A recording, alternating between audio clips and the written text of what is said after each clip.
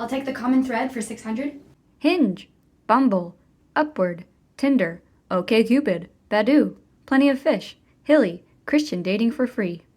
What is all the dating apps I've downloaded because I have no idea what I'm doing? That's correct, and that takes us to our first break.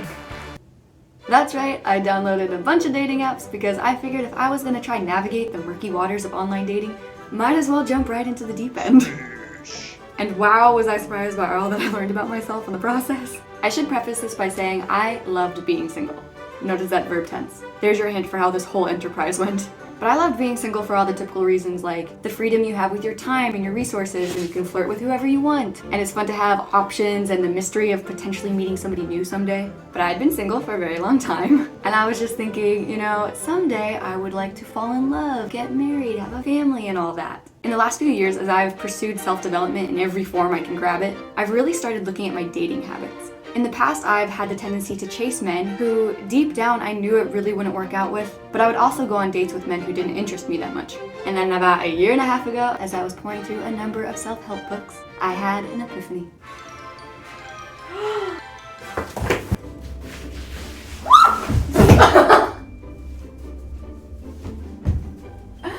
I have had an epiphany.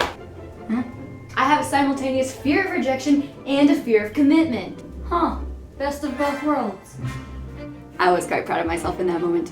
Because I think self-awareness is needed for growth. And knowing this gave me something to work on, to focus on. I could take those things to God and pray about them, you know, as one does. God, why am I like this? Just fix all my issues! I will get back to the topic of dating apps, but I wanted to build a picture of like what was plaguing me leading up to this. For a long time, I've had this secret deep down feeling that even if I did get married, I'd only have a few good years until it inevitably crashed and burned. And so, as I've been working on all my stuff, I've been trying to spend more time looking at the purpose of marriage. Let's take a moment to get to know some of our contestants.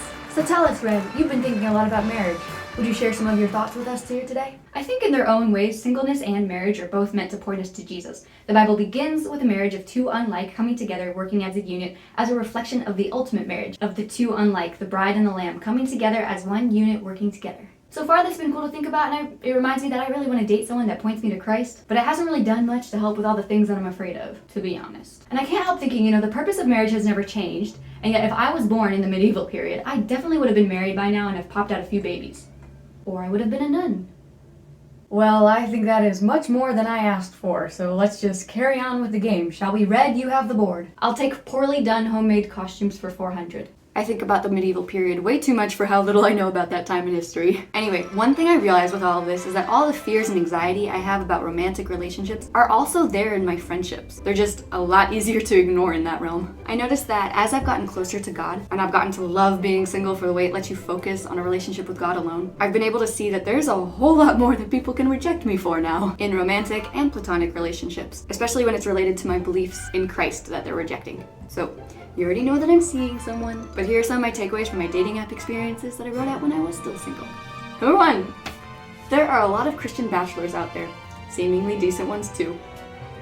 2, self-growth is a process that I'll never be done with because the more you know, the more you don't know, which, side note, I didn't know at the time that this was called the Dunning-Kruger effect, but I learned that recently from the person I'm dating, so there's that. I feel like I'm on this long bridge that I've been trying to get across, but I've just now noticed that I can enjoy some beautiful views on the bridge as I carry on my way. I simultaneously want to say, isn't that sweet? And also cringe at sharing cheesy stuff like that.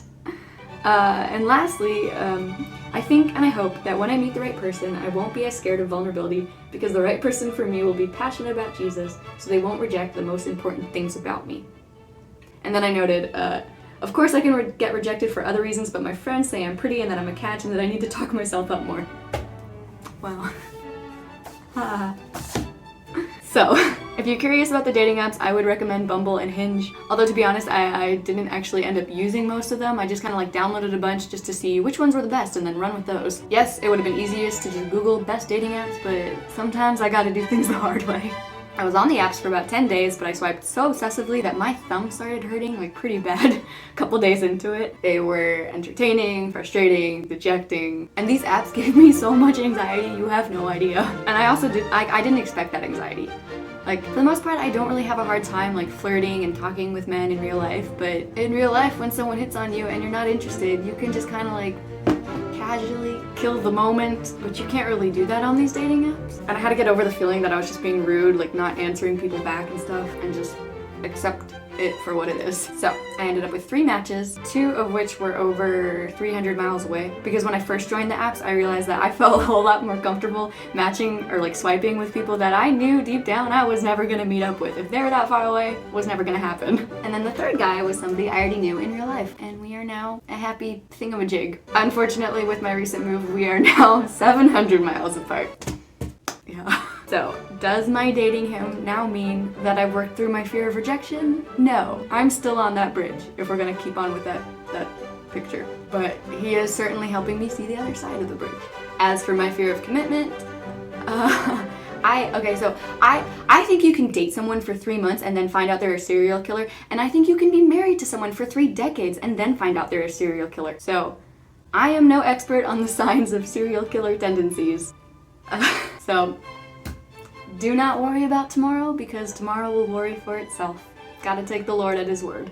I think I should end this here. This has been the Christian dating video that nobody asked for. Thank you for watching.